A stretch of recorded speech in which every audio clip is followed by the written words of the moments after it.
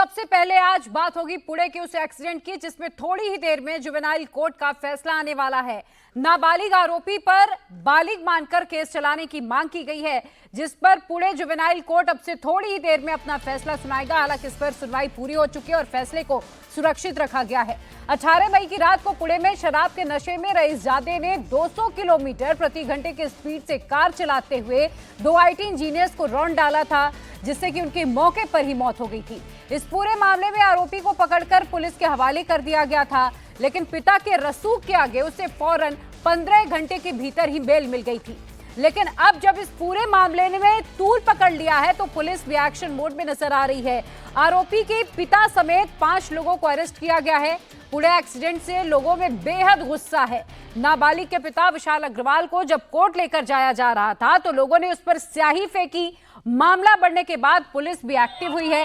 Court में नाबालिग आरोपी को बालिग मानकर केस चलाने की मांग की जा रही है। इस मामले में अब से कुछ ही देर में फैसला आने वाला है। आपको बता दें कि जो पेपर्स सबमिट किए गए हैं उसके हिसाब से नाबालिग इसलिए बताया जा रहा है कि जो आरोपी है उसकी उम्र 17 साल 8 महीने चलाई गई है। हालांकि पुलिस की ओर से यह अपील की गई है कि एक बालिग मानकर ही इस पूरे मामले का जो कानूनन कार्रवाई है वो किया जाए। हालांकि इसको लेकर अब से कुछ ही देर में फैसला आ जाएगा। उससे पहले जुवेनाइल बोर्ड ऑफ जस्टिस ने आरोपी को महज 15 घंटे के भीतर बेल दे दी थी। मेरे सहयोगी साकेत राय और अधिक अपडेट के साथ जुड़े हुए हैं।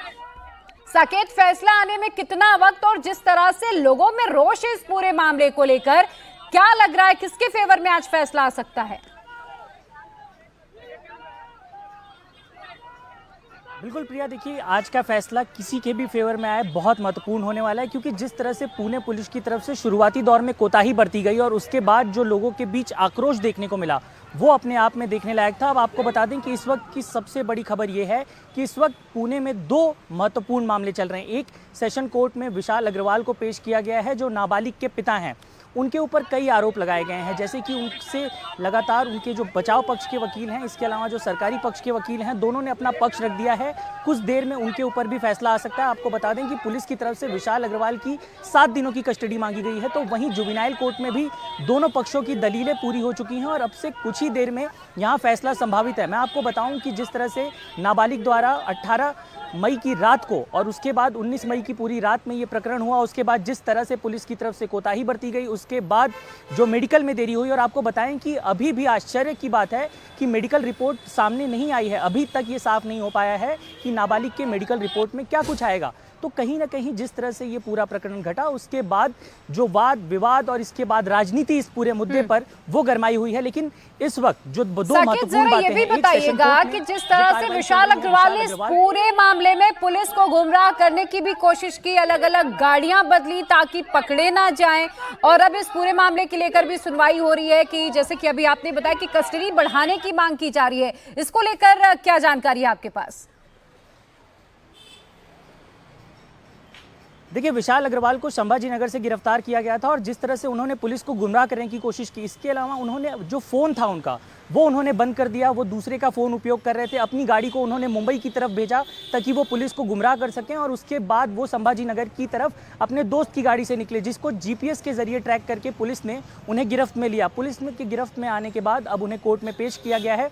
देखिए, जनता में इस मामले को लेकर काफ़ी ज़्यादा आक्रोश है। आपको बताएं कि राजनीति इस पर गरमाई हुई है। कांग्रेस के नेता रविंद्र धनेकर इस पर लगातार आरोप लगा रहे हैं कि जो नाबालिग है उसे कई रियायतें दी गई पुलिस स्टेशन में। खास तौर पर कई आरोप जो महत्वपूर्ण है उनमें बताया जा रहा है कि उन्हें पिज़्ज़ा मुहैया कराया गया, उसके अलावा उन्हें कई जगहों पर कोताही बरती गई, मेडिकल रिपोर्ट में देरी की गई, और उसके अलावा रविंद्र धनेकर लगातार अजीत पवार गुट के नेता पर यह आरोप लगा रहे हैं कि उन्होंने देर रात यहाँ पर पुलिस स्टेशन में वो आए, उन्होंने इस आरोपी को बचाने की कोशिश की।